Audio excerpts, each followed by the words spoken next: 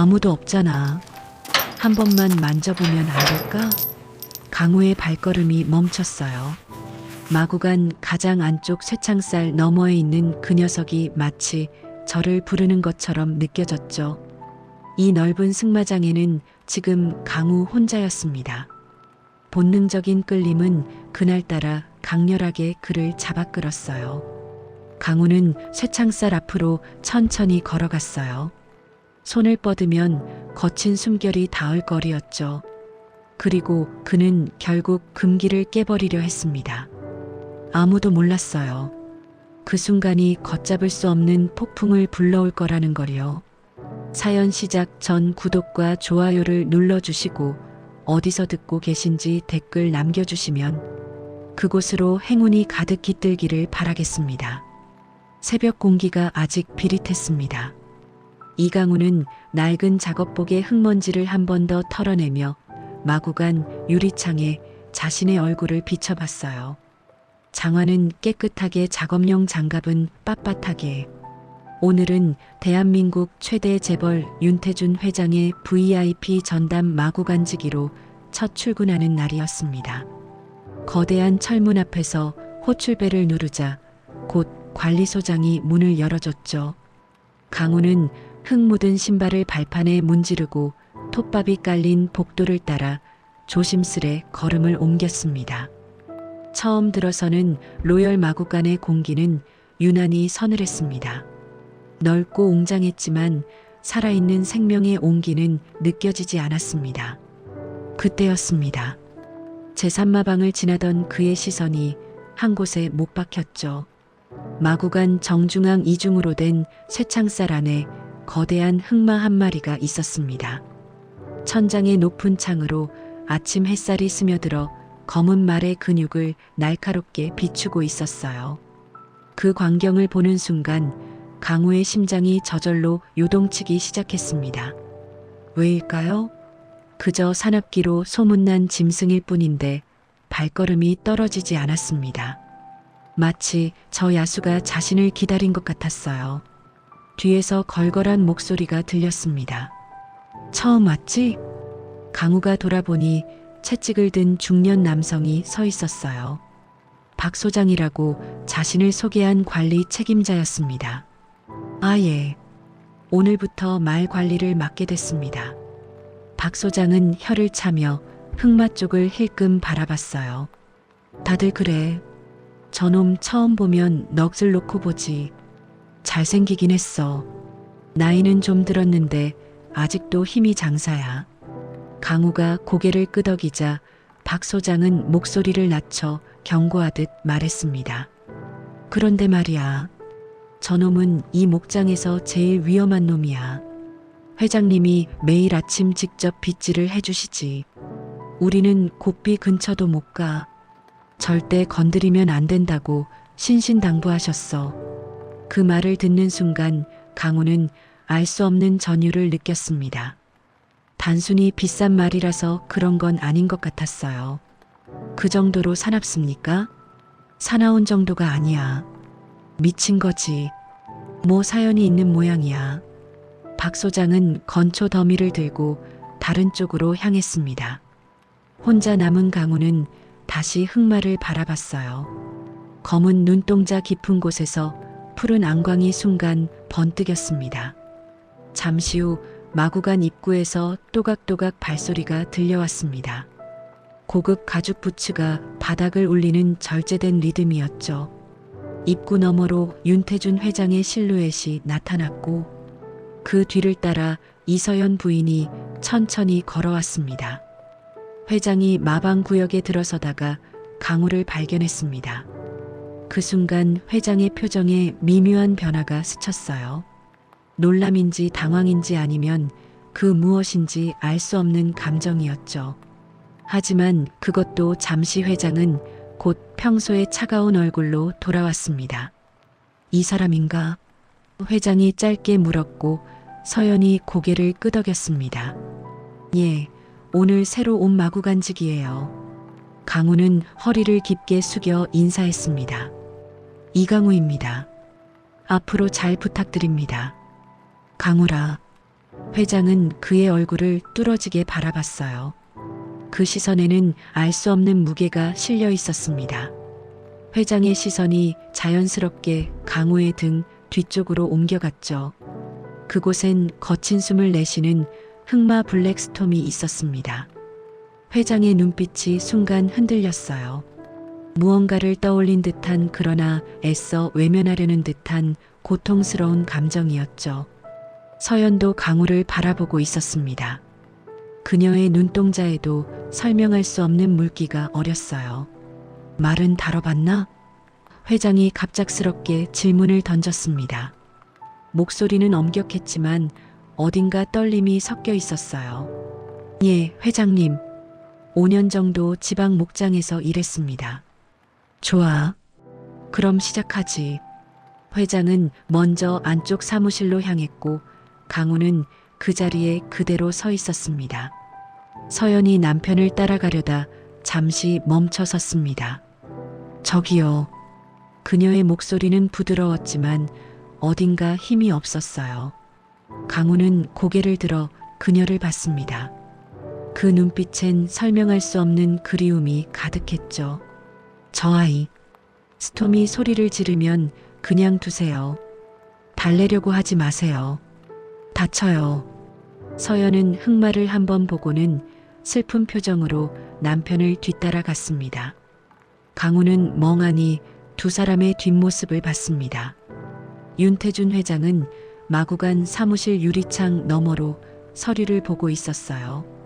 아침 일찍부터 업무에 집중하는 것 같았지만 가끔씩 흑마 쪽을 곁눈질하는 게 느껴졌습니다.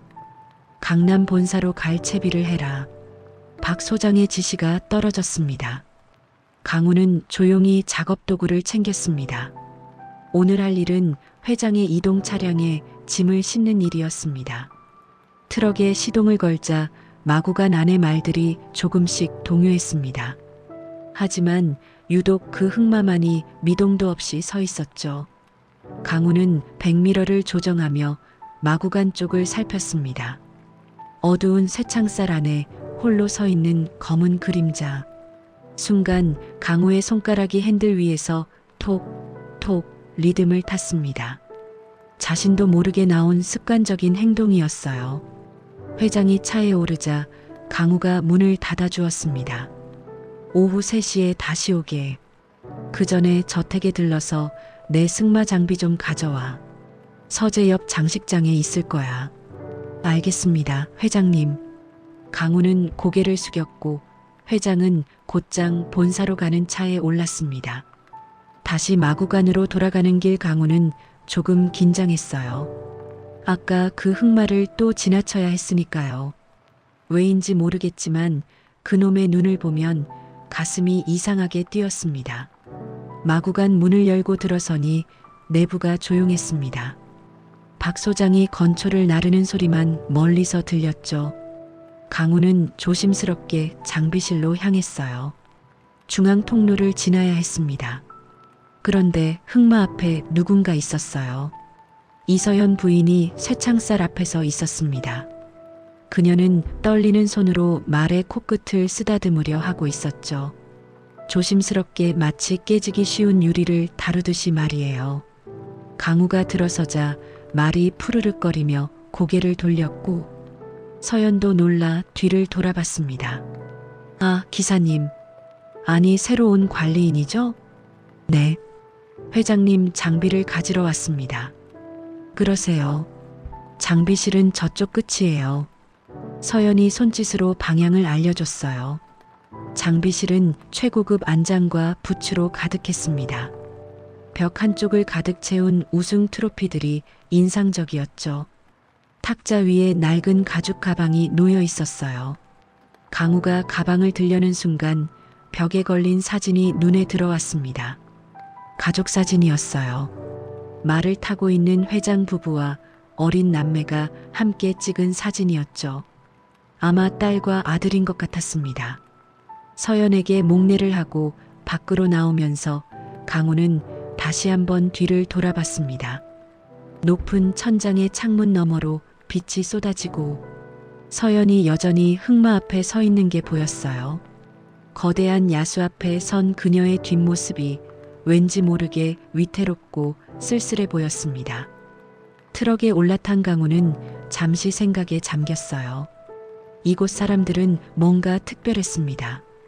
겉으로는 화려한 로열 패밀리 같았지만 어딘가 팽팽한 긴장감이 감돌았죠.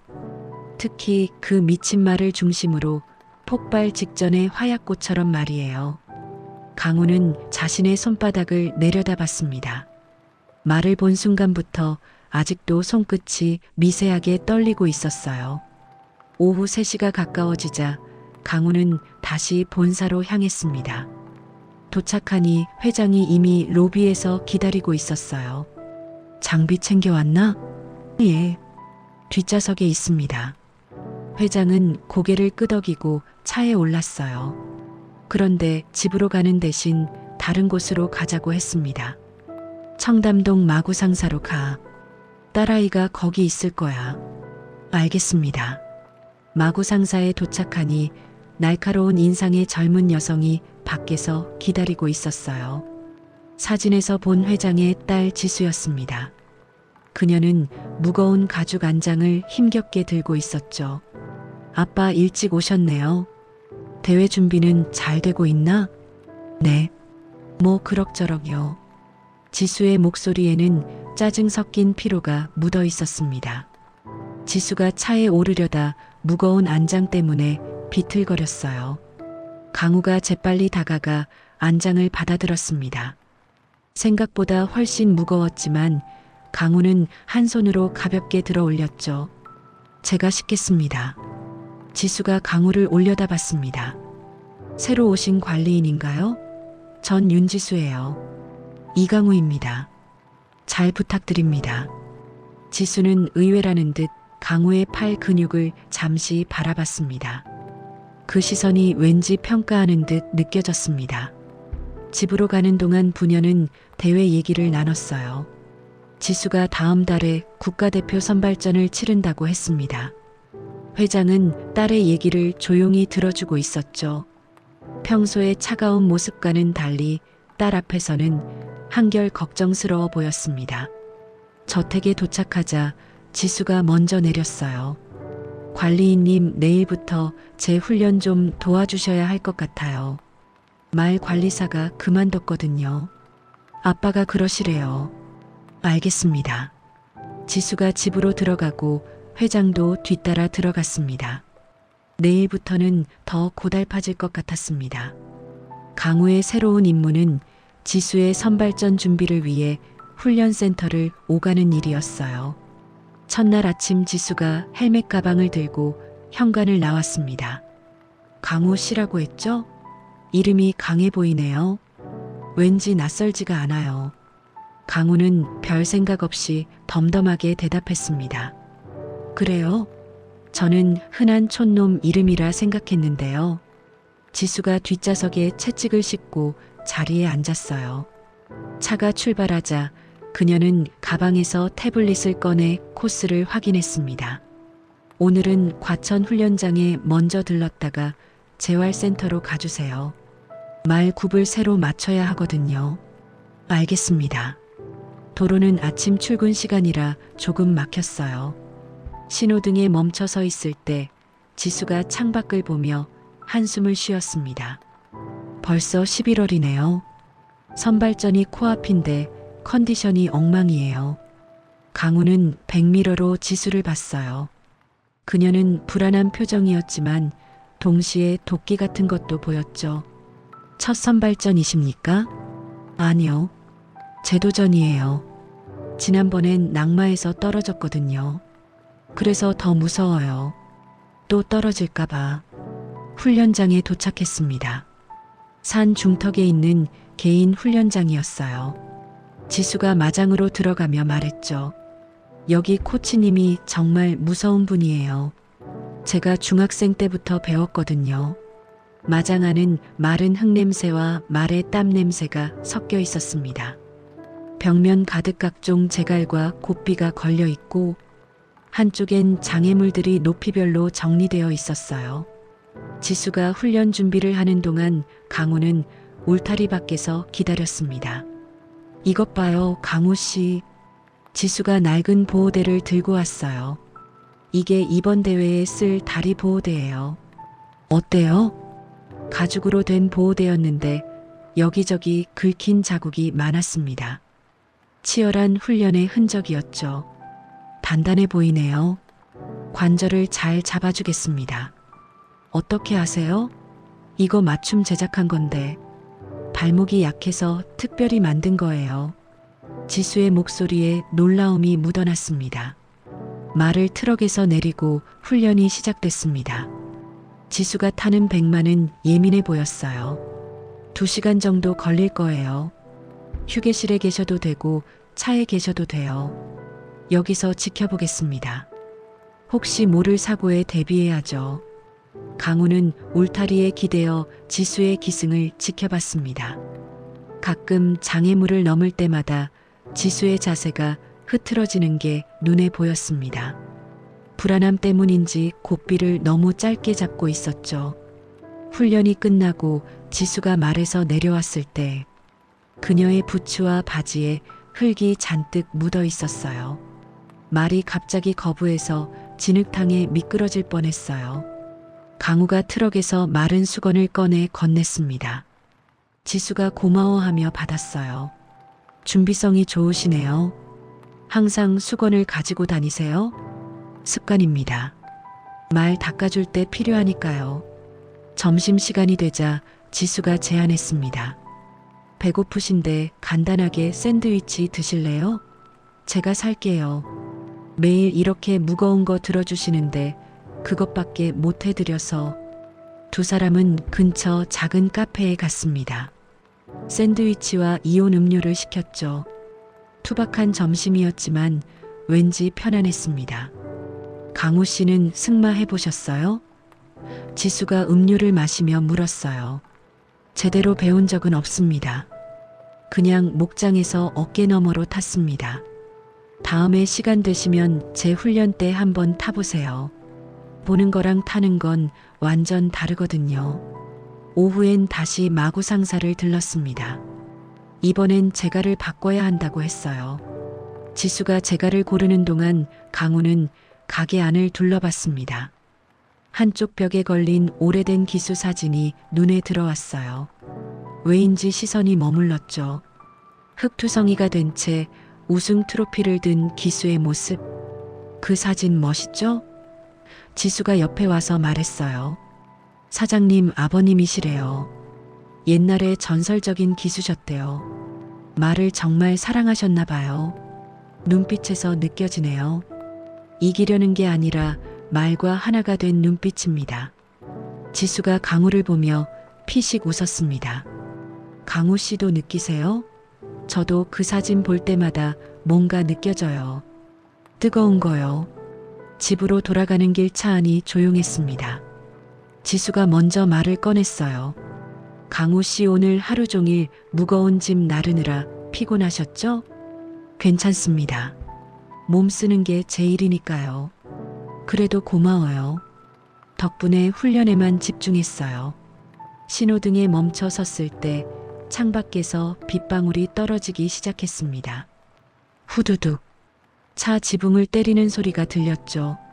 강우가 무의식적으로 오른쪽 어깨를 주물렀습니다. 비가 오려나 봅니다. 어깨가 쑤시는 걸 보니 지수도 자신의 오른쪽 발목을 주무르고 있었어요. 저도요. 비만 오면 발목이 시큰거려요. 옛날에 낙마했을 때 다친 곳이거든요. 강우는 백미러로 지수를 봤습니다. 저도 마구간 지붕 고치다 떨어져서 다친 곳입니다. 기막힌 우연이네요. 그러게요. 둘 다 몸이 성한 데가 없네요. 지수가 씁쓸하게 웃었습니다. 근데 강우 씨 혹시 풀 냄새 좋아하세요? 어느 날 지수가 차에 탄 순간 물었어요. 네. 제 몸에서 냄새 납니까? 강우가 당황해서 옷 냄새를 맡으려 했어요. 아니요. 나쁜 냄새 말고요. 좋은 냄새요. 마른 풀이랑 바람 냄새 같은 거. 저도 제 방에 건초향 디퓨저를 두거든요. 강우는 방향제를 보며 멋쩍게 웃었습니다. 정말 신기한 일이었어요. 선발전 준비가 한창인 어느 날 훈련장에서 사고가 터졌습니다. 지수가 장애물을 넘으려는데 말이 갑자기 뒷발질을 하며 앞으로 고꾸라지려 했어요. 안 돼. 지수의 비명이 들렸습니다. 코치들도 너무 멀리 있어 손을 쓸 수 없는 상황이었죠. 그때 강우가 울타리를 넘어 순식간에 달려들었습니다. 미친 듯이 날뛰는 말의 고삐를 낚아챘어요. 워워, 진정해. 강우는 말의 목을 끌어안고 자신의 체중을 실어 말을 제압했습니다. 지수는 말 위에서 파랗게 질려 있었어요. 말이 거친 숨을 몰아쉬며 멈춰 섰습니다. 강우가 지수를 말에서 내려줬어요. 괜찮으십니까? 어디 다친 데 없으십니까? 지수는 다리가 풀려 주저앉을 뻔했습니다. 강우가 단단한 팔로 그녀를 부축했죠.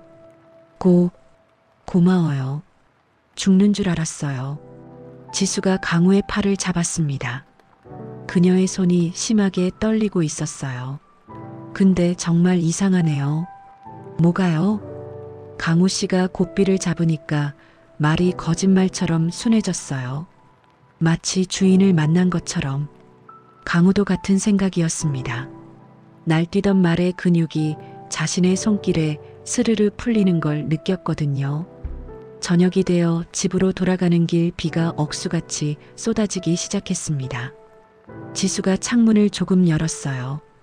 역시 빗소리는 좋아요. 아픈 것만 빼면. 그러게요. 차분해지는 것 같습니다. 두 사람은 빗소리를 들으며 조용히 있었습니다.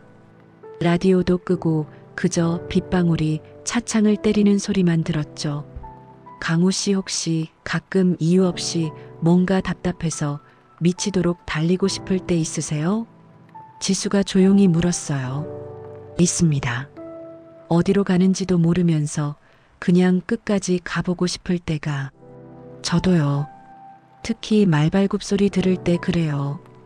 강우는 백미러로 지수를 봤습니다. 그녀도 창밖을 보고 있었어요. 빗물에 번진 가로등 불빛이 그녀의 얼굴을 비췄죠. 저택에 도착했을 때 현관에 회장 부부가 서 있었습니다. 우산을 들고 딸을 기다리고 있었던 거예요. 지수야, 비 맞았니? 서연이 걱정스럽게 물었어요. 아니요. 괜찮아요. 강우 씨 덕분에 살았어요. 지수가 차에서 내리며 강우를 돌아봤습니다. 오늘 정말 고마웠어요. 내일 봬요. 강우는 고개를 숙였고 가족들이 집으로 들어가는 걸 지켜봤어요. 회장이 잠시 뒤를 돌아봤습니다. 강우와 눈이 마주쳤죠. 회장의 눈빛에 알 수 없는 경계심과 호기심이 스쳐갔지만 금세 돌아서서 집으로 들어갔습니다. 차고에 차를 넣으며 강우는 생각했어요. 지수와의 이 많은 공통점들이 단순한 우연일까? 같은 곳이 아프고 같은 냄새를 좋아하고 말을 다루는 본능까지. 답을 알 수 없었지만 분명한 건 이 팽팽한 긴장감이 무언가를 예고하고 있다는 거였습니다. 지수의 국가대표 선발전 준비가 막바지에 다다르고 있었어요. 강우는 트럭에 시동을 켰고 차가 출발하자 지수가 조수석 등받이를 조금 뒤로 젖혔습니다. 새벽 훈련의 피로가 차 안가득 내려앉았죠. 라디오에서 경쾌한 팝송이 흘러나오자 지수가 볼륨을 낮췄습니다. 강우 씨 혹시 휘파람 불 줄 아세요? 강우가 백미러로 지수를 보며 물었어요. 네, 가끔 붑니다. 말들 기분 풀어줄 때요. 지수가 고개를 끄덕이며 말했습니다. 저도 못 불어요. 다른 노래는 다 안 되는데 이상하게 딱 한 가지 음만 나와요. 낮고 길게 끄는 소리요. 강우는 핸들을 잡은 손에 살짝 힘이 들어갔습니다. 자신도 똑같은 버릇이 있었거든요. 말이 흥분했을 때 자신도 모르게 내는 낮은 휘파람 소리. 그건 배우지 않아도 몸이 먼저 반응하는 소리였습니다. 마구상사에 도착해서 지수가 새 안장을 고르는 동안 강우는 밖에서 기다렸어요. 잠시 후 지수가 가죽 냄새가 진동하는 큰 박스를 들고 나왔습니다. 새 가죽 냄새 좋아하세요? 지수가 갑자기 물었어요. 박스에서 알싸한 가죽 태닝 냄새가 났죠. 좋아합니다. 새 안장에서 나는 냄새를 맡으면 마음이 차분해집니다. 정말요? 저도 그래요. 보통 사람들은 독하다고 싫어하는데 저는 어릴 때부터 아빠 서재에서 나는 이 냄새가 제일 좋았어요. 지수의 목소리에 반가움이 묻어났습니다. 강우도 신기했어요. 가죽 왁스 냄새를 좋아하는 사람은 흔치 않았으니까요. 훈련장으로 가는 길에 급커브 구간을 지나게 됐습니다. 강우는 무의식적으로 핸들을 잡은 손가락 위치를 바꿨어요. 새끼손가락과 약지 사이에 핸들 살을 끼우는 독특한 방식이었죠. 그때 지수가 옆에서 자신의 무릎 위에 둔 손을 똑같은 모양으로 쥐고 있는 걸 봤습니다. 두 사람이 동시에 서로의 손을 봤어요. 서로를 보며 어색하게 웃었죠. 저 고삐 잡을 때 항상 이렇게 잡아요. 코치님이 고치라고 혼내는데도 이게 편해서 안 고쳐져요. 지수가 자신의 손을 펴보이며 말했고 강우도 고개를 끄덕였습니다. 저도요. 언제부터인지는 모르겠는데 핸들이든 몽둥이든 잡으면 항상 약지를 끼워 잡습니다. 그래야 안 놓칠 것 같아서요. 훈련장에서 강도 높은 장애물 비월을 마친 지수를 데리러 갔을 때 그녀가 절뚝거리며 나왔어요. 강우 씨, 저 파스 좀 있어요? 네. 글러브 박스에 있습니다. 제가 제일 강력한 걸로 사다 놨습니다. 저도 멘톨향 제일 강한 것만 써요. 다른 건 시원하지가 않아서. 강우는 점점 등골이 서늘해지는 기분이 들었어요. 우연이라고 하기엔 너무 구체적인 습관들이 겹쳤죠. 며칠이 지나면서 둘은 더 많은 공통점을 발견했습니다. 좋아하는 색도 같았어요. 진한 갈색이었죠. 말의 털빛을 닮은 그 색이 둘 다 가장 고급스럽다고 느꼈습니다. 강우 씨 혹시 말 안장 닦을 때 어디부터 닦으세요? 어느 날 지수가 장비 손질을 하며 물었어요. 왼쪽 등자부터 닦습니다. 항상 왼쪽부터 시작해서 시계 방향으로 돕니다.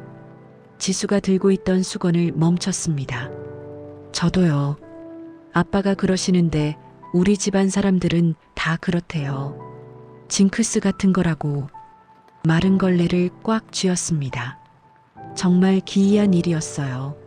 선발전이 임박한 어느 날 지수가 고삐를 너무 세게 잡아당기다 장갑 안쪽에서 물집이 터졌어요.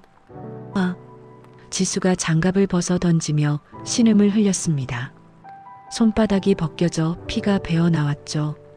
강우가 급히 차에서 구급상자를 가져왔습니다. 이리 줘보십시오. 소독해야 합니다. 지수가 쓰라려 손을 뺐지만 강우는 단호하게 그녀의 손목을 잡았습니다. 거칠고 투박한 손이었지만 상처를 만지는 손길은 놀랍도록 섬세했어요. 조심스럽게 소독약을 바르고 능숙하게 테이핑을 감았습니다. 승마 선수들이 하는 특수 테이핑 방식이었어요. 고마워요. 근데 정말 묘하네요. 뭐가 말입니까? 강우 씨 손이요. 굳은 살이 박혀서 딱딱한데 아빠 손이랑 느낌이 똑같아요. 잡히면 절대 안 놓칠 것 같은 그런 안도감이 들어요. 강우도 같은 생각이었습니다. 지수의 손을 잡고 있으면 마치 잃어버린 혈육의 손을 잡은 듯 가슴 한구석이 찡해졌어요. 처음 만난 사이인데도 말이죠. 저녁이 되어 집으로 돌아가는 길 또다시 비가 내리기 시작했습니다. 지수가 창문을 조금 열었어요. 역시 비 냄새는 좋아요. 흙냄새랑 섞여서. 그러게요. 말들도 비 오면 차분해지죠. 두 사람은 빗소리를 들으며 말없이 달렸습니다. 와이퍼가 움직이는 규칙적인 소리만이 차 안을 채웠죠. 강우 씨 혹시 가끔 아주 어릴 때 기억이 꿈처럼 떠오른 적 있으세요? 지수가 빗소리에 묻어 조용히 물었어요. 있습니다. 높은 곳에서 떨어지는 느낌. 그리고 누군가 제 이름을 부르는 소리요. 저도요. 특히 훈련하다 힘들 때면 오빠 생각이 나요. 얼굴도 기억 안 나는데 그냥 사무치게 그리워요. 강우는 백미러로 지수를 봤습니다. 그녀도 창밖을 보고 있었어요. 유리창에 비친 그녀의 눈가가 촉촉하게 젖어 있었죠. 그 오빠분도 말을 좋아하셨습니까? 네. 천재였대요. 6살 때 이미 장애물을 넘었으니까요. 저보다 훨씬 말을 사랑했대요. 강우의 심장이 덜컥 내려앉았습니다. 6살. 자신이 고아원에 맡겨진 나이도 6살 무렵이었습니다. 저택에 도착했을 때 현관에 회장 부부가 서 있었습니다. 차 라이트 불빛에 두 사람의 그림자가 길게 늘어졌죠. 지수야, 손은 괜찮니? 서연이 붕대 감긴 딸의 손을 보고 놀라서 물었어요. 네. 강우 씨가 처치해줬어요. 선수용 테이핑이라 하나도 안 아파요. 지수가 차에서 내리며 강우를 돌아봤습니다. 오늘도 수고하셨어요. 내일 훈련장에서 봬요. 강우는 고개를 숙였고 가족들이 집으로 들어가는 걸 지켜봤습니다. 회장이 현관문을 닫기 전 잠시 멈춰 섰습니다. 강우가 트럭 짐칸을 정리하는 모습을 물끄러미 바라봤죠. 회장의 눈빛에 의구심과 혼란이 뒤섞여 있었습니다. 하지만 그는 고개를 저으며 집으로 들어갔습니다. 마구간 숙소로 돌아온 강우는 자신의 손을 내려다봤습니다. 지수의 손을 감싸주던 자신의 투박한 손, 그리고 핸들을 잡을 때마다 무의식적으로 끼워 잡던 약지. 강우는 벽에 걸린 낡은 거울을 봤습니다. 거울 속 자신의 눈빛이 흔들리고 있었어요. 지수와의 이 수많은 공통점들이 단순히 우연일까? 아니면 핏줄이 당기는 어떤 신호일까? 답을 알 수 없었지만 분명한 건 이 거대한 저택과 미친 말 블랙스톰이 자신을 놓아주지 않을 거라는 예감이었습니다. 선발전을 이틀 앞둔 아침이었습니다. 마구간은 이른 시간부터 분주했어요.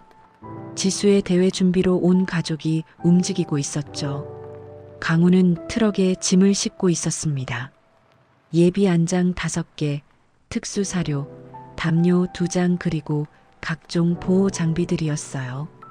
지수가 마구간을 오가며 체크리스트를 확인했습니다. 이게 다예요. 이제 출발하면 될 것 같아요. 회장 부부도 경기장 근처 숙소로 함께 가기로 했습니다. 서연이 가방을 챙기며 박 소장에게 말했어요. 소장님, 오늘은 일찍 퇴근하세요. 태풍이 온다는데 말들 문단속만 잘 부탁해요. 네, 사모님. 그럼 전 사료만 채워두고 오후에 나가보겠습니다. 그러세요. 가족들이 모두 차에 올랐습니다. 강우가 시동을 걸고 천천히 출발했어요.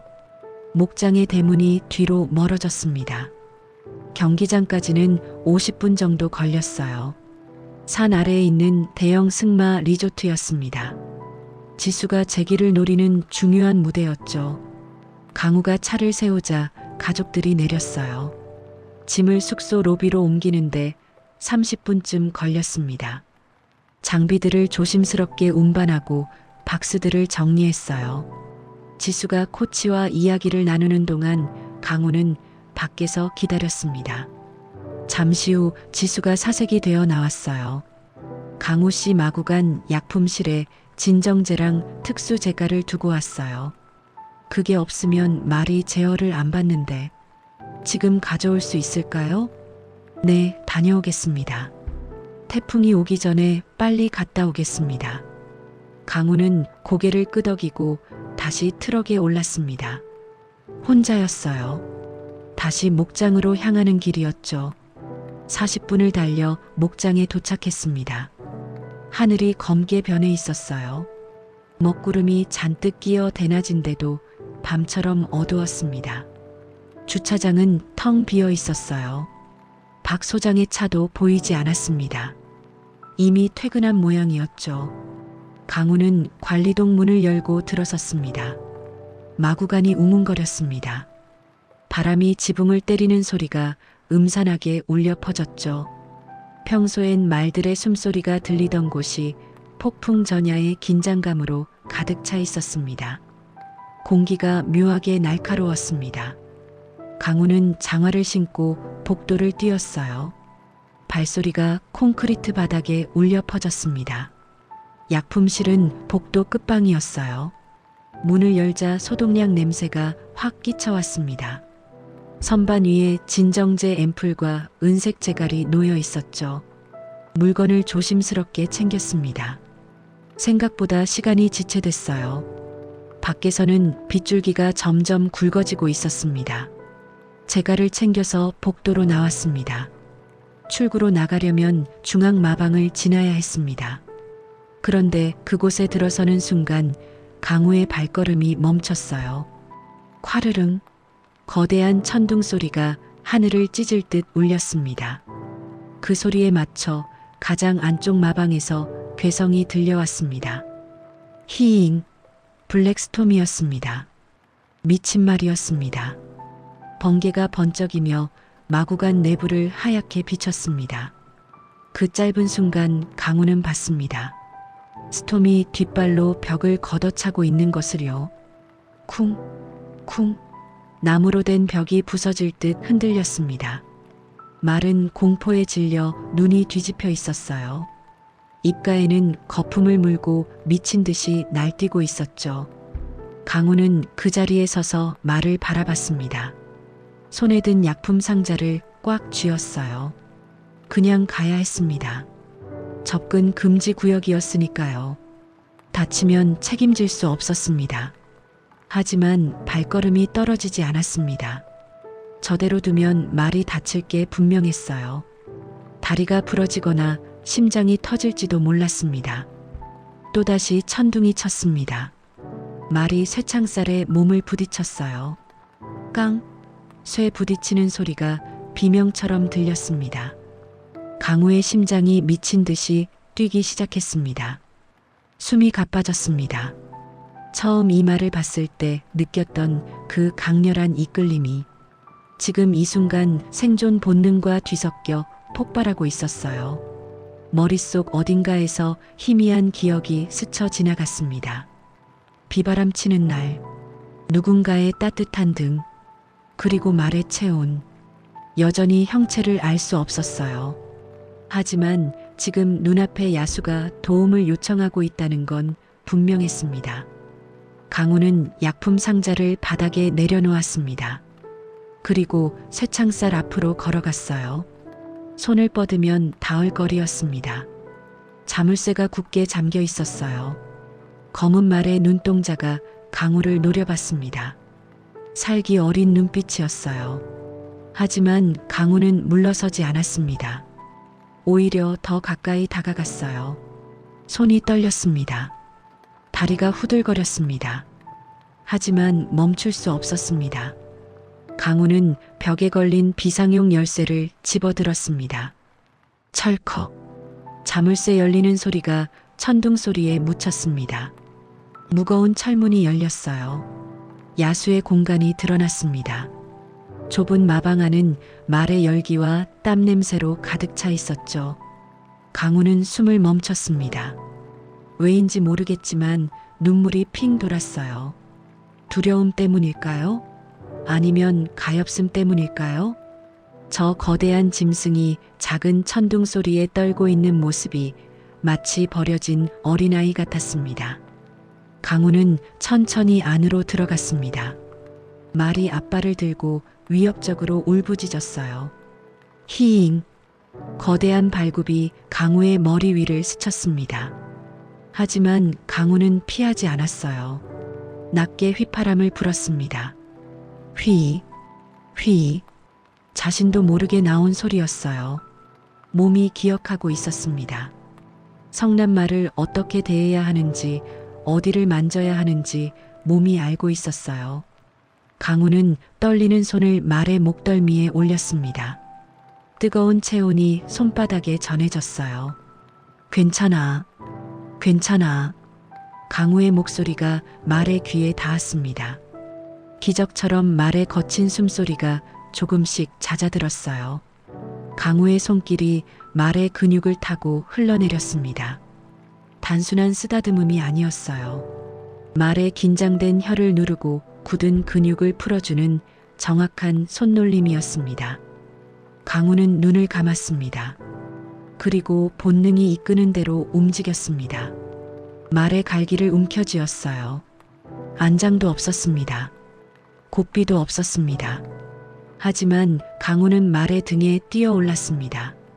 단 한 번의 도약으로 거대한 말 위에 올라탔어요. 생각하지 않았습니다. 몸이 기억하고 있었어요. 허벅지로 말의 배를 감싸고 체중을 뒤로 실었습니다. 균형이 완벽하게 잡혔습니다. 말이 다시 요동쳤습니다. 낯선 무게를 털어내려 했죠.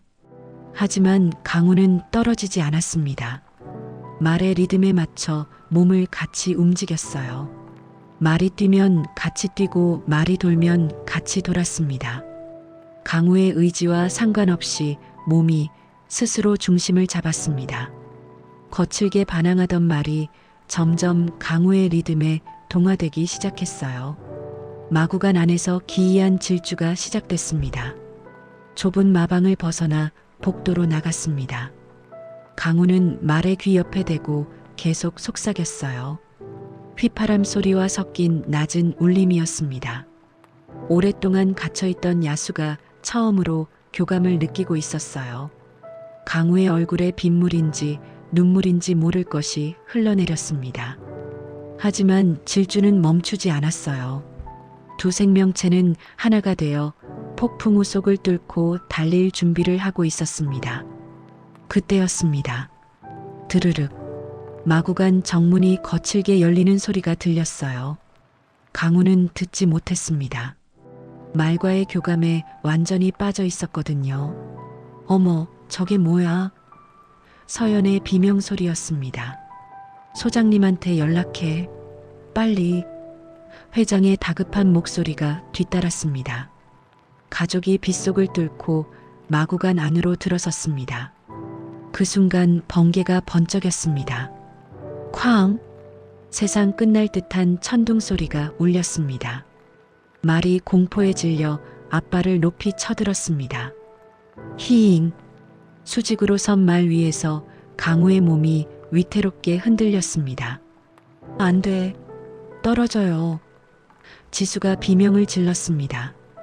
그런데 그 순간 믿을 수 없는 일이 벌어졌습니다. 보통 사람이라면 살기 위해 말의 갈기를 더 세게 움켜쥐었을 겁니다. 하지만 강우는 달랐습니다.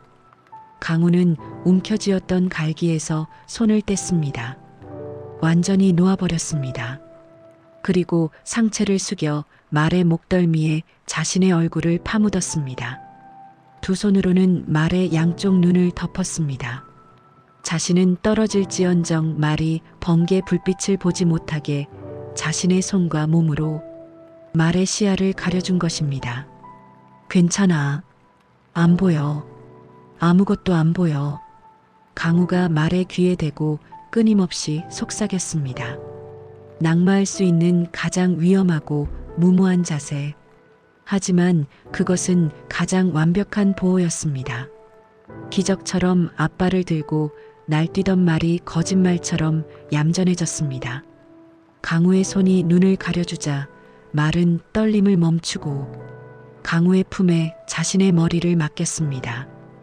폭풍우 속에서 기수와 말은 완벽한 침묵 속의 하나가 되었습니다. 입구에 선 회장의 눈동자가 걷잡을 수 없이 흔들렸습니다. 저 미친. 회장의 입술이 파르르 떨렸습니다. 지금 갈기를 놓은 건가? 회장은 알고 있었습니다. 저 위험한 행동이 무엇을 의미하는지. 20년 전 자신의 아들 아미니만이 스톰을 진정시킬 때 쓰던 그들만의 교감 방식이었습니다. 무장해제, 나를 죽여도 좋다는 믿음을 보여줌으로써 야수를 굴복시키는 아미니만의 방식. 어떻게? 서연이 비틀거렸습니다. 어떻게 저걸 알아? 아무도 가르쳐 준 적 없는데.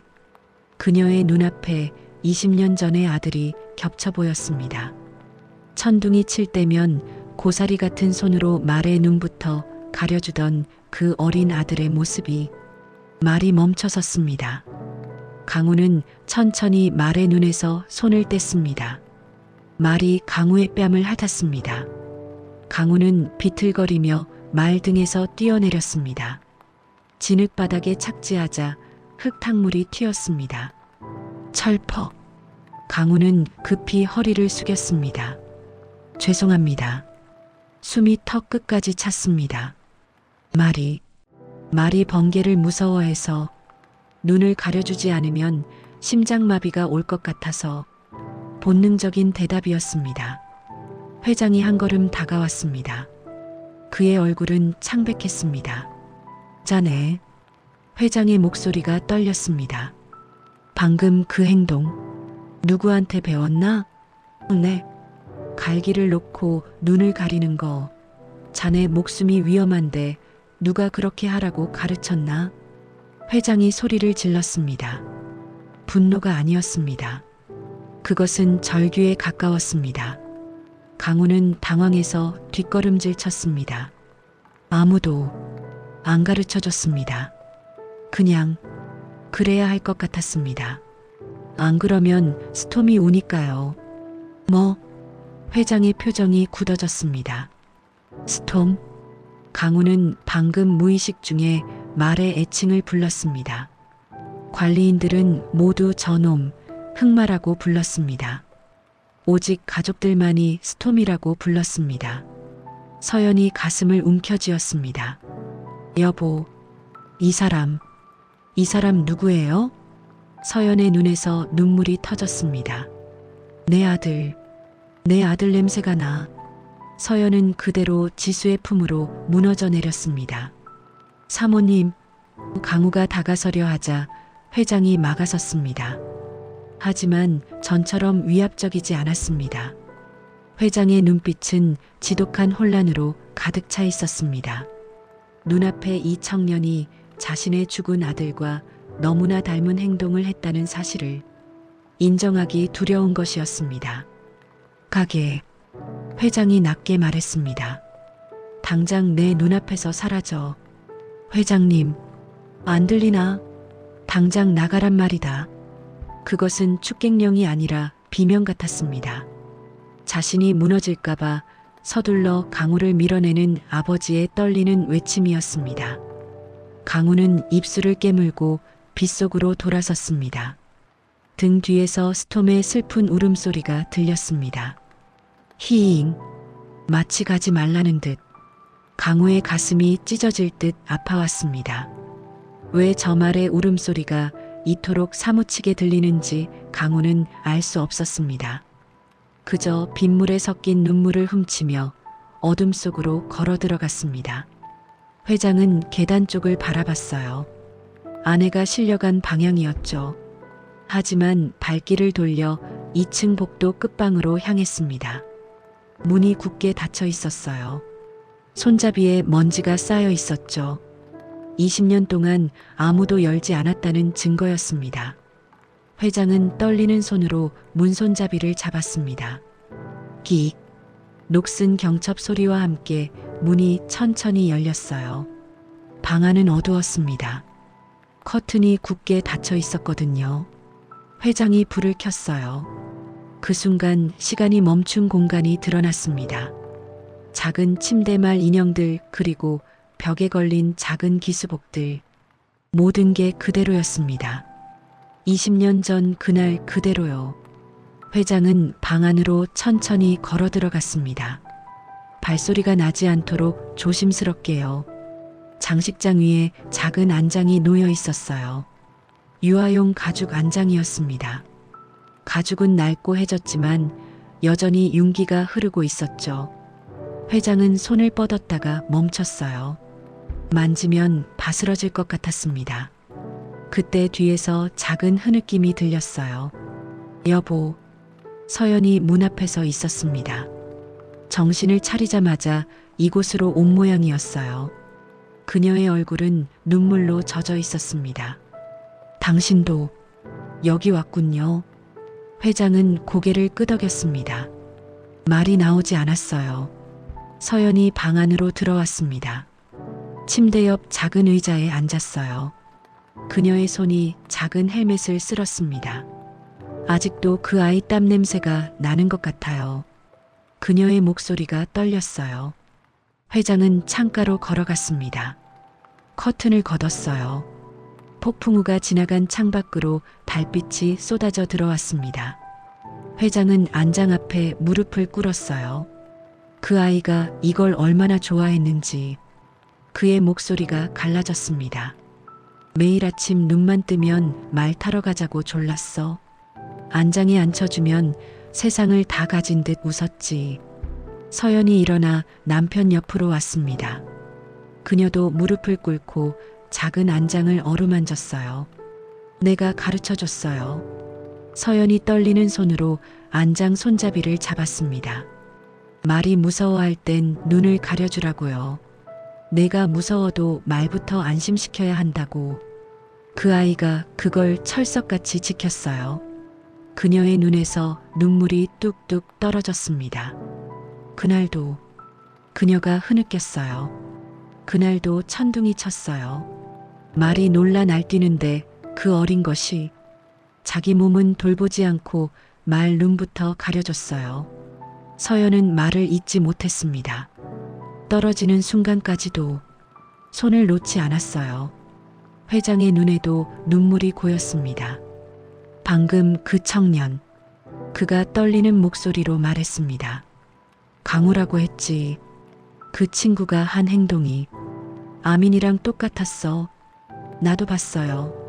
서연이 남편을 봤습니다. 갈기를 놓고 눈을 가려주는 거. 세상에 그런 미련한 짓을 하는 사람은 우리 아민이밖에 없었어요. 회장은 대답하지 않았습니다. 대답할 수 없었어요. 가슴이 찢어질 듯 아팠습니다. 혹시? 서연이 떨리는 목소리로 말했습니다. 혹시 그럴 리가 있을까요? 죽었다고 생각했는데 시신도 못 찾았지만 분명. 회장은 아내의 손을 꽉 잡았습니다. 모르겠소. 하지만 나도 그 생각을 안 할 수가 없소. 두 사람은 작은 안장을 사이에 두고 서로를 의지했습니다. 20년 동안 멈춰있던 시간이 다시 흐르는 것 같았습니다. 희망이라고 부르기엔 너무 아픈 기억들이 살아나고 있었습니다. 같은 시각 지수의 차가 빗길을 달리고 있었습니다. 강우는 조수석에 앉아 창밖을 보고 있었어요. 지수가 강우를 숙소까지 데려다 주겠다고 고집을 피웠거든요. 강우 씨, 지수의 목소리가 평소와 달랐습니다. 물기가 어려 있었어요. 네, 아까 마구간에서요. 지수가 말을 잇지 못했습니다. 잠시 망설이더니 다시 입을 열었어요. 악몽을 본 것 같았어요. 강우의 손이 무릎 위에서 멈췄습니다. 악몽이라뇨? 제가 매일 밤 꾸는 꿈이요. 지수의 목소리가 떨렸습니다. 천둥이 치고 말이 날뛰는데 어린아이 하나가 말 위에서 떨어지는 꿈이요. 떨어지면서도 말의 눈을 가리고 있는 그런 슬픈 꿈이요. 그녀가 숨을 들이마셨습니다. 근데 오늘 강우 씨가 그거랑 똑같이 했어요. 소름 끼칠 정도로 똑같이. 강우는 침을 삼켰습니다. 입안이 바짝 말랐어요. 저도. 강우가 조용히 말했습니다. 그런 꿈 꿉니다. 지수가 핸들을 잡은 손에 힘을 주었습니다. 정말요? 네. 높은 곳에서 떨어지는 꿈입니다. 세상이 빙글빙글 돌고 손에서는 고삐가 미끄러져 나가요. 땅바닥이 눈앞으로 다가오는데 무서운 게 아니라 뭔가 미안한 감정이 들어요. 강우는 자신의 손바닥을 내려다봤습니다. 지켜주지 못해서 미안하다는 그런 감정이요. 지수의 숨소리가 거칠어졌습니다. 끽. 차가 갓길에 멈춰섰습니다. 지수는 핸들에 고개를 묻었어요. 저랑 똑같아요. 차 안의 공기가 무겁게 가라앉았습니다. 빗소리만이 두 사람 사이를 채우고 있었죠. 강우 씨. 지수가 고개를 들고 젖은 눈으로 강우를 봤습니다. 우리 너무 이상하지 않아요? 이상하다는 게요? 같은 흉터, 같은 휘파람 소리, 같은 꿈까지. 이게 다 우연일까요? 강우도 같은 생각을 하고 있었습니다. 가슴 한구석이 뜨거워지기 시작했어요. 아가씨, 지수라고 불러주세요. 지수가 강우의 말을 끊었습니다. 강우 씨 혹시 가족이 어떻게 되세요? 고아원에서 자랐습니다. 부모님은요? 모릅니다. 원장님 말씀으론 제가 6살 때 사고로 기억을 잃은 채 발견됐다고 하셨어요. 지수의 손이 입을 막았습니다. 6살. 그녀는 떨리는 손으로 다시 물었습니다. 언제 발견됐는데요? 정확히는 모릅니다. 하지만 호적상 생일은 발견된 날짜로 정했어요. 강우는 잠시 망설이다 대답했습니다. 3월 15일입니다. 지수의 얼굴이 백지장처럼 하얗게 질렸습니다. 그녀는 눈을 감았습니다. 눈물이 볼을 타고 흘러내렸어요. 3월 15일. 지수가 중얼거렸습니다. 그날은 그녀가 가방에서 작은 펜던트를 꺼냈습니다. 말발굽 모양의 펜던트였어요. 뒷면을 보여줬습니다. 사랑하는 아들 아민 3, 15. 제 오빠가 실종된 날이에요. 지수가 오열했습니다. 생일 선물로 이 목걸이를 받고 말 타러 나갔다가 사라진 날이라고요. 강우는 아무 말도 하지 못했습니다. 머릿속이 하얗게 변했어요. 3월 15일. 자신이 다시 태어난 날이자 누군가가 사라진 날. 그게 같은 날짜였습니다. 강우는 펜던트를 바라봤습니다. 기억나지 않았습니다. 하지만 가슴이 미친 듯이 뛰고 있었습니다. 마치 저 펜던트가 원래 제 것이었다고 소리치고 있는 것 같았습니다. 지수는 핸들에 엎드려 소리내어 울었습니다. 강우는 떨리는 손을 뻗어 그녀의 어깨를 토닥이려다 멈췄습니다. 아직은 확신할 수 없었으니까요. 하지만 창밖의 빗소리가 마치 20년 전의 그날처럼 구슬프게 울리고 있었습니다. 두 사람의 운명이 하나의 점으로 모이고 있었습니다. 숙소에 도착한 지수는 곧장 부모님의 방으로 갔습니다. 회장과 서연은 소파에 앉아 있었습니다. 아직도 충격이 가시지 않은 얼굴이었죠. 지수야 왔니? 서연이 힘없이 물었습니다. 엄마, 아빠. 지수가 떨리는 목소리로 불렀습니다. 저 말씀드릴 게 있어요. 두 사람은 딸을 봤습니다. 지수의 눈이 퉁퉁 부어 있었어요. 강우 씨가. 지수는 입술을 깨물었습니다. 이 말을 꺼내는 순간 돌이킬 수 없다는 걸 알았습니다. 강우 씨가 오빠일지도 몰라요. 회장의 미간이 찌푸려졌습니다. 그게 무슨 소리냐? 아무리 행동이 비슷해도 그건 억측이야.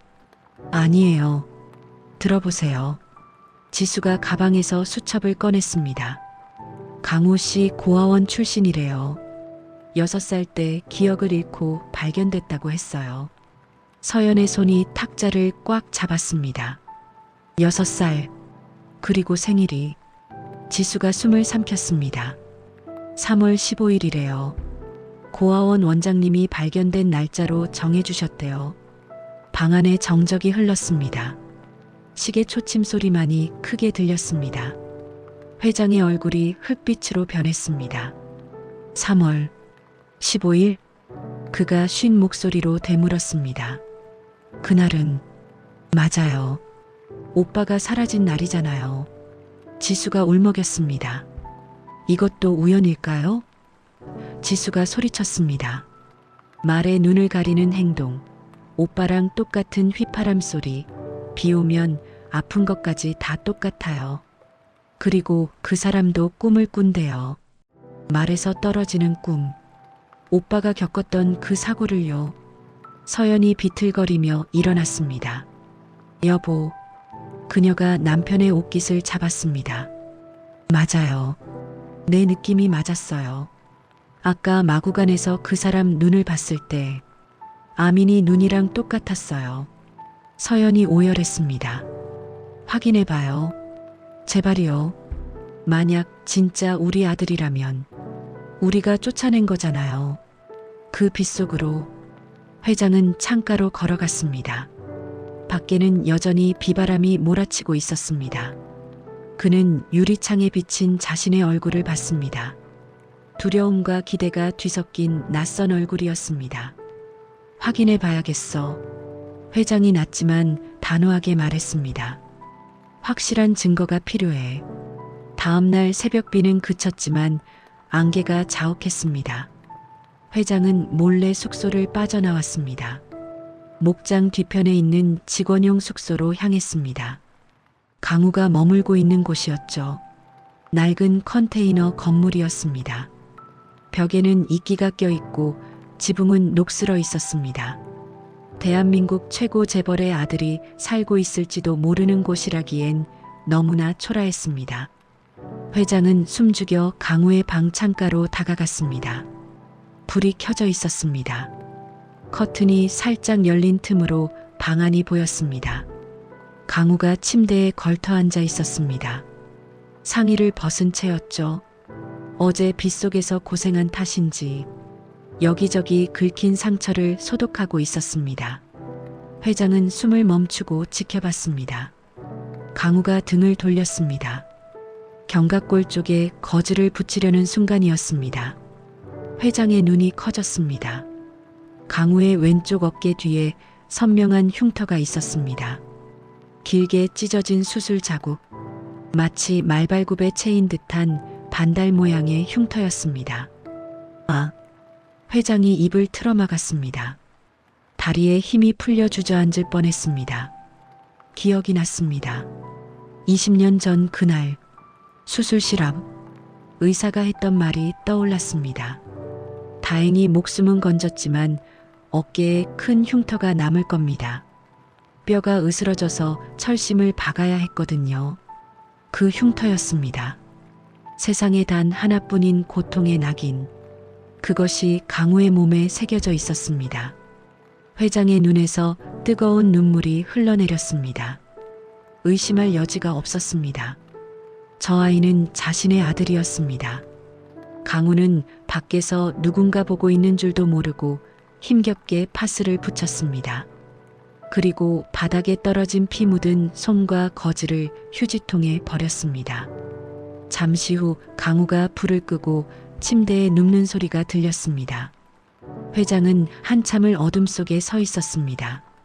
심장이 터질 것 같았습니다. 당장이라도 문을 박차고 들어가 아들을 끌어안고 싶었습니다. 하지만 참아야 했습니다. 확실한 과학적 증거 없이는 아내와 딸에게 또다시 희망 고문을 할 수 없었으니까요. 강우가 잠든 것을 확인한 회장은 조심스럽게 문을 열었습니다. 끽. 낡은 문이 소리를 냈지만 강우는 깊은 잠에 빠져 있었습니다. 코를 고는 소리가 들렸습니다. 얼마나 피곤했으면 업어가도 모를 정도였죠. 회장은 방 안으로 들어갔습니다. 좁은 방에선 곰팡이 냄새와 파스 냄새가 났습니다. 가슴이 미어졌습니다. 내 아들이 이런 곳에서 살고 있었다니. 회장은 휴지통으로 다가갔습니다. 방금 강우가 버린 피 묻은 거즈를 집어들었습니다. 손이 덜덜 떨렸습니다. 이 핏자국이 모든 진실을 말해줄 것입니다.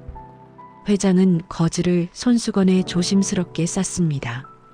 그리고 잠든 강우의 얼굴을 내려다봤습니다.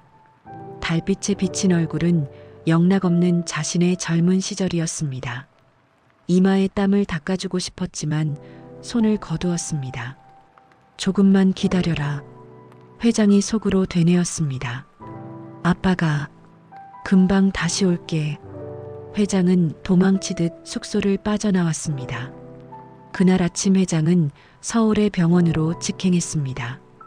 가장 빠른 걸로 해주시오. 비용은 상관없소. 회장이 피 묻은 손수건을 건네며 의사에게 부탁했습니다. 네, 회장님. 특급으로 진행하겠습니다. 2, 3일이면 결과가 나올 겁니다. 다시 숙소로 돌아온 회장은 아무 말도 하지 않았습니다. 하지만 서연은 알 수 있었습니다. 남편의 눈빛이 달라져 있었으니까요. 불안과 의심은 사라지고 확신과 슬픔만이 가득 차 있었습니다.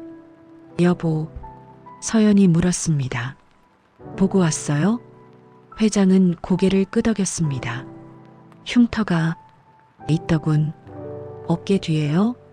그래. 반달 모양 흉터. 서연이 자리에 주저앉아 통곡했습니다. 지수도 어머니를 안고 울었습니다. 가족들은 그날부터 피 말리는 시간을 보냈습니다. 일주일 같은 사흘이 지났습니다. 강우는 아무것도 모른 채 마구 간 일을 계속했습니다. 회장이 해고를 취소했거든요. 오히려 특별관리라는 명목으로 힘든 일은 시키지 말라고 지시해둔 상태였습니다.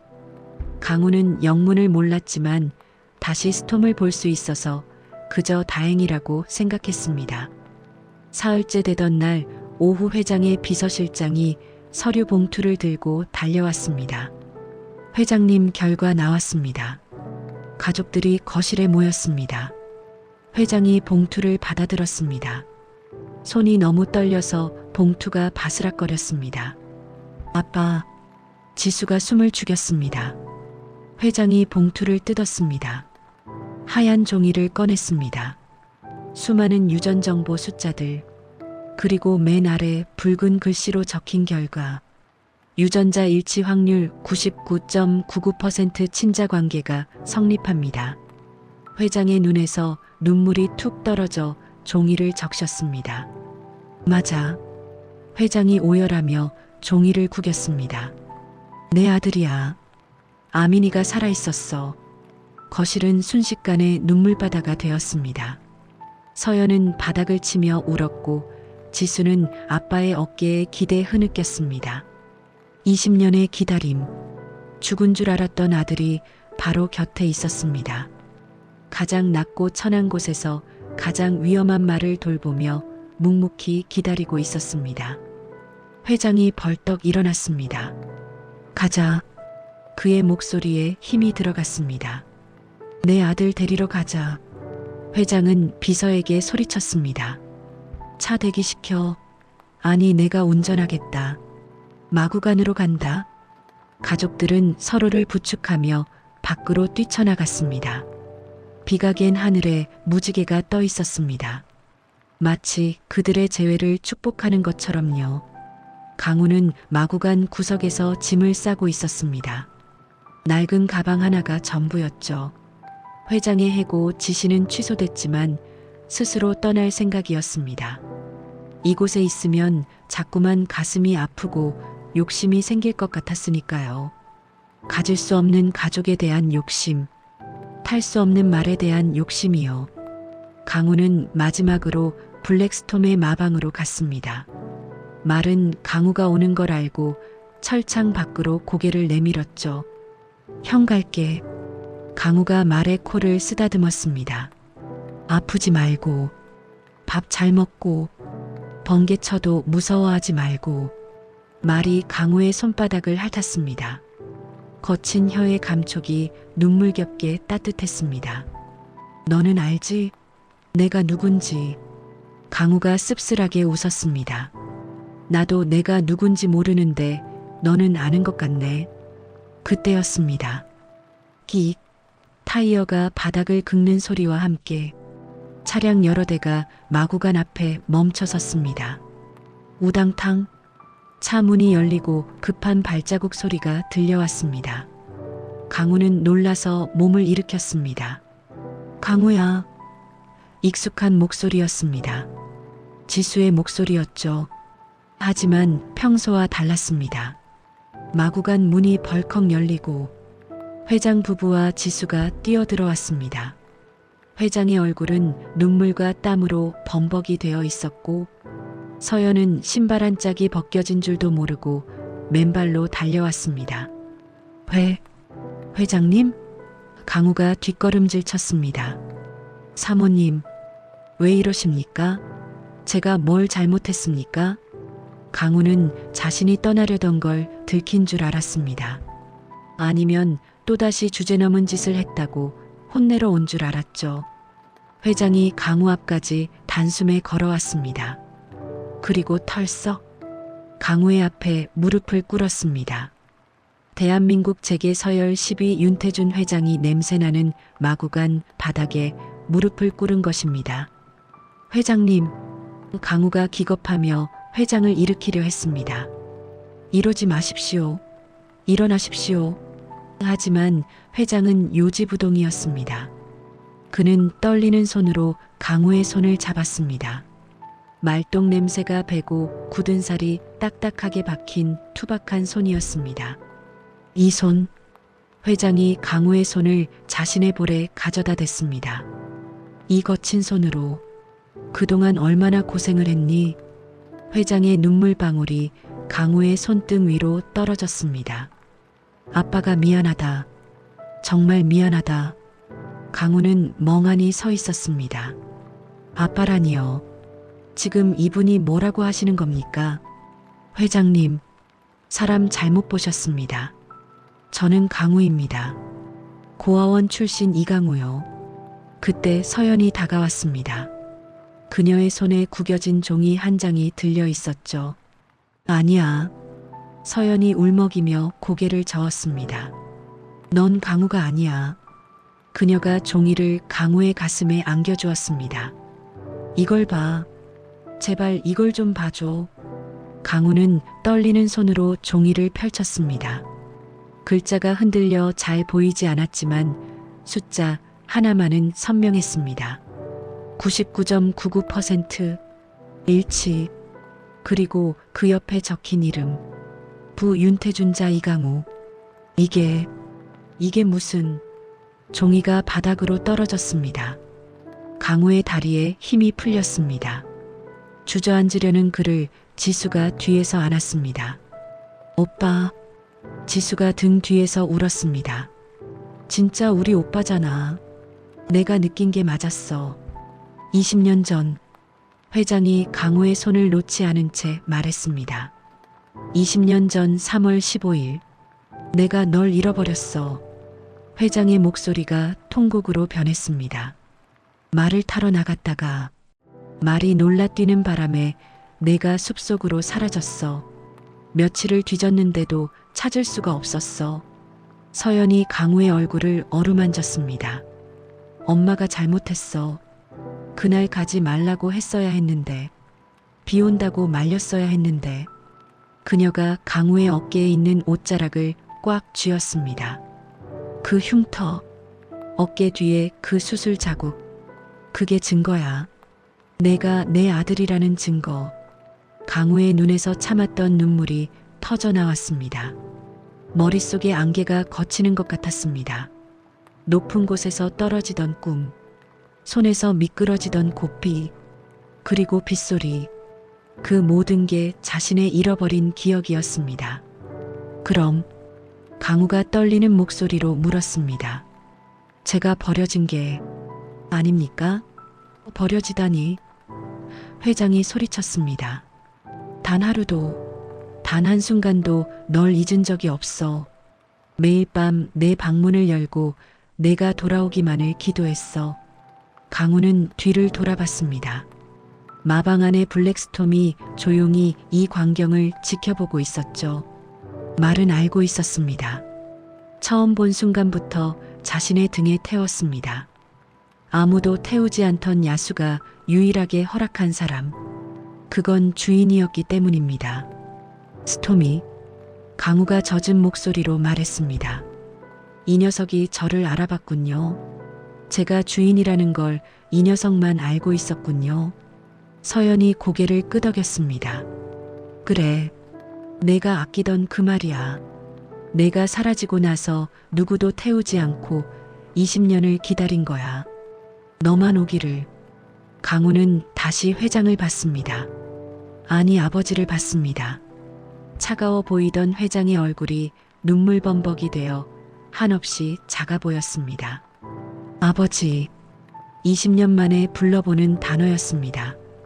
목이 메어 소리가 잘 나오지 않았습니다. 엄마. 낯설지만 그리운 단어들이 입 밖으로 터져 나왔습니다. 회장이 일어나 강우를 와락 끌어안았습니다. 부서질 듯 꽉 안았습니다. 그래, 내 아들. 유나민. 돌아와줘서 고맙다. 살아있어줘서 고마워. 서연도 지수도 모두 엉겨붙어 울었습니다. 마구간의 차가운 바닥 위에서 네 사람은 하나의 덩어리가 되었습니다. 스톰이 푸르륵거리며 긴 울음소리를 냈습니다. 마치 그들의 재회를 축하하는 팡파르 같았습니다. 마구간의 흙먼지 냄새가 오늘따라 유난히 향기롭게 느껴졌습니다. 그건 가족의 냄새였습니다. 집의 냄새였습니다. 강우는, 아니 유나미는 아버지의 어깨 너머로 열린 문을 바라봤습니다. 비가 완전히 그치고 햇살이 쏟아지고 있었습니다. 길고 길었던 고아 이강우의 겨울이 끝나고 유나민의 봄이 시작되고 있었습니다. 이제 그는 진짜 자신의 이름을 찾았습니다. 그리고 진짜 자신의 말을 탈 수 있게 되었습니다. 다음 날 오후 윤 회장의 검은 세단이 지방의 한 외진 마을에 멈췄습니다. 비포장도로 끝에 있는 낡은 판잣집이었어요. 지붕은 슬레이트로 덮여 있고 마당에는 낡은 편자와 망가진 마구들이 널려 있었죠. 회장 부부와 강우 그리고 지수가 함께 차에서 내렸습니다. 여기가. 회장이 허름한 집을 믿을 수 없다는 듯 바라봤습니다. 제가 자란 곳입니다. 강우가 조용히 말했습니다. 저를 걷어주신 할아버지 같은 분이 계십니다. 전직 조교사셨어요. 강우가 녹슨 대문을 밀고 들어갔습니다. 어르신, 저 왔어요. 마당 한 구석에서 말먹이통을 수리하던 백발의 노인이 고개를 들었습니다. 주름진 얼굴에 검버섯이 핀 70대 노인 장 씨였습니다. 강우냐? 어제는 비 오는데 어디 갔다가 연락도 안 되고. 뒤에 손님들은 누구시냐? 장 노인이 기름때 묻은 장갑을 벗으며 어리둥절한 표정으로 일어났습니다. 강우가 노인의 손을 잡았습니다. 어르신, 말씀드릴 게 있어요. 뭔데 그리 뜸을 들여? 설마 또 사고 쳤냐? 아니요. 제 친부모님을 찾았어요. 장 노인의 손이 허공에서 멈췄습니다. 뭐라고? 진짜 제 부모님이세요. 유전자 검사도 다 했어요. 강우의 목소리가 떨렸습니다. 저 이분들의 아들이었어요. 20년 전에 잃어버린. 장 노인은 천천히 회장 부부를 훑어봤습니다. 고급 양복을 입은 회장과 기품 있는 서연.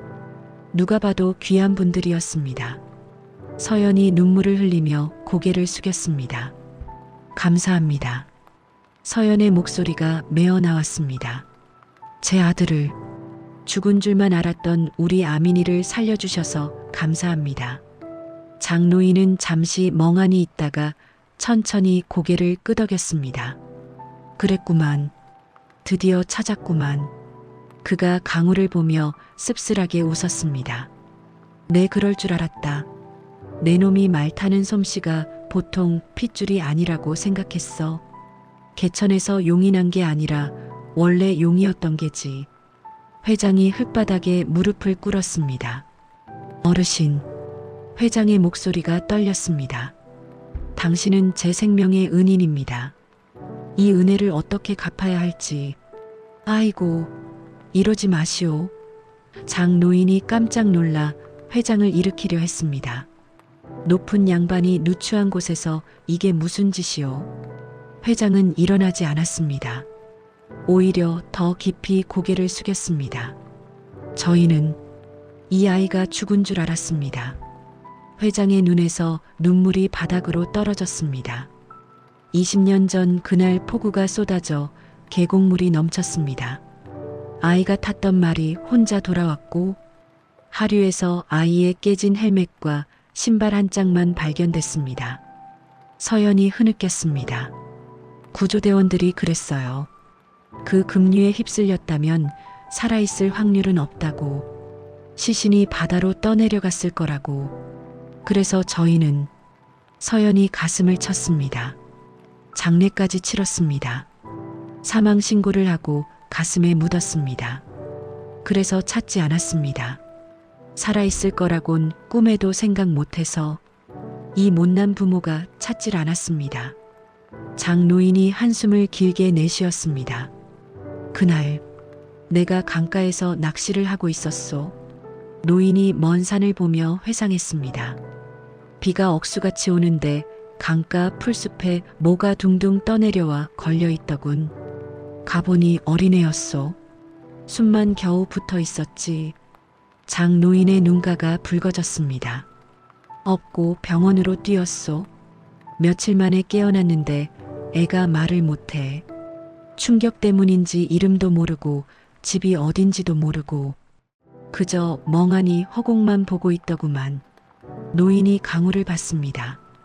경찰에 신고는 했지만 실종 신고된 애가 없대. 하기야 사망 신고가 됐다니 찾을 수가 있었겠소? 그래서 제가 키웠소. 자식도 없고 마누라도 없는 처지라 그냥 내 자식 삼았지. 3월 15일 그날이 내가 이놈 건진 날이라 생일로 정해줬고 장 노인이 강우의 어깨를 투박하게 두드렸습니다. 미안하다 강우야. 내가 능력이 없어서 내 그 좋은 재능 제대로 꽃 피워주지도 못하고 이런 시골 구석에서 말똥이나 치우게 했구나. 강우가 장 노인의 거친 손을 꽉 잡았습니다. 그런 말씀 마세요. 강우의 눈에서 눈물이 흘렀습니다. 할아버지가 아니었으면 전 그때 죽었어요. 그리고 저한테 말 가르쳐 주셨잖아요. 말은 때려서 타는 게 아니라 마음으로 타는 거라고. 그거 할아버지가 가르쳐 주신 거잖아요. 강우는 회장을 돌아봤습니다. 아버지. 회장이 눈물을 닦으며 강우를 봤습니다. 할아버지는 제 가족이에요. 피는 안 섞였지만 20년 동안 저를 지켜주신 진짜 아버지 같은 분이에요. 강우의 목소리에 힘이 실렸습니다. 저 혼자만 갈 순 없어요.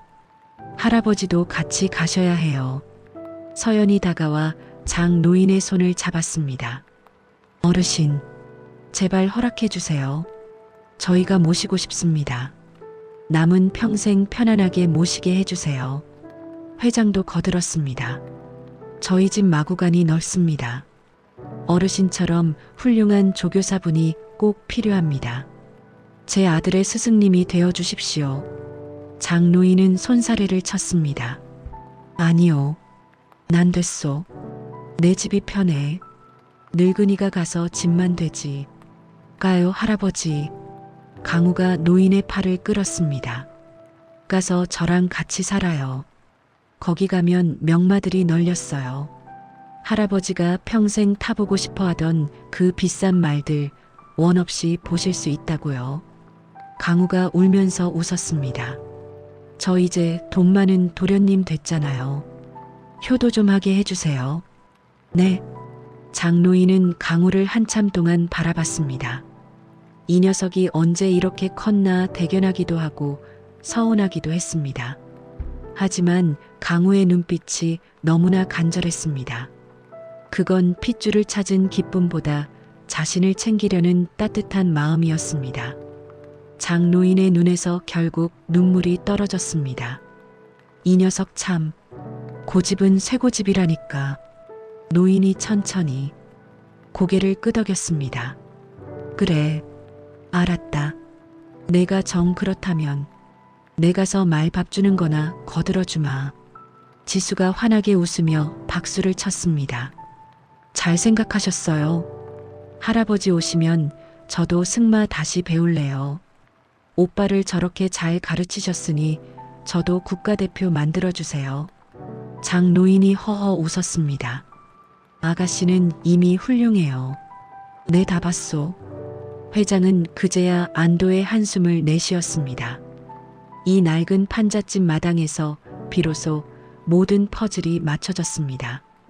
죽음으로 갈라졌던 인연이 기적으로 다시 이어졌고 새로운 인연까지 더해져 가족은 더 단단해졌습니다. 강우는 짐을 챙겨 나오는 장 노인의 등을 밀어드렸습니다. 트렁크에는 낡은 가방 하나가 더 실렸습니다. 하지만 돌아가는 차 안은 그 어느 때보다 꽉 찬 느낌이었습니다. 석양이 지는 도로 위를 두 명의 아버지를 태운 차가 나란히 달리고 있었습니다. 이제 진짜 집으로 돌아가는 길이었습니다. 일주일 후 로열 승마 클럽의 야외 마장. 눈부신 햇살이 푸른 잔디 위로 쏟아지고 있었습니다. 폭풍우가 휩쓸고 간 자리는 거짓말처럼 맑게 개어 있었죠.